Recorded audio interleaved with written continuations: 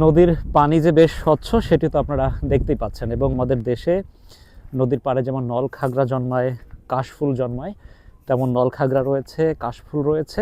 তবে হ্যাঁ, আরেকটি বিষয় আমার নজরে পড়েছে। আপনারা দেখতে পাচ্ছেন নদীর পাড়ে এখানে বেশ কিছু ময়লা আবর্জনা রয়েছে।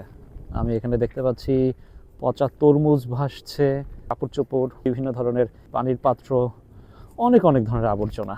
আসলে এই বিষয়টা আমাকে ব্যথিত করেছে। আমার যেটা মনে হয়, আশপাশের এলাকায় যেখানে আবর্জনা রাখা হয়, বাতাসের তোড়ে সেগুলা পানিতে পড়ে যায়, সেখান থেকে হয়তো ভাসতে ভাসতে আবার এই নদীর পাড়ে এসে জড়ো হয়। ঠিক এখন যে বিষয়টি আমি আপনাদেরকে দেখাবো, সেটি আমি আসলে নিজের চোখেই বিশ্বাস করতে পারিনি। এই ঘটনাও ঘটে। আমি চলেই যাচ্ছিলাম, হুট করে দেখলাম একজন ব্যক্তি হাতে একটি বালতি নিয়ে নদীর তীরের দিকে যাচ্ছে। মনে হচ্ছিল হয়তো এই নদী থেকে তিনি পানি তুলবেন, যে কোনো কারণে হয়তো পানি দরকার হতে পারে। দেখতে পাচ্ছেন যে নিজ হাতে তিনি এই নদীর পাড়ে ময়লা ফেলছেন। এটি আসলে আমার বিশ্বাস হচ্ছিল না যে আমরা সবসময় নিজেদেরকে নিয়ে সমালোচনা করি, আমরা নদী নোংরা করি, নদীতে নানা ধরনের আবর্জনা ফেলি, কিন্তু আমেরিকাতে এসেও সেই বিষয়টি দেখতে হবে।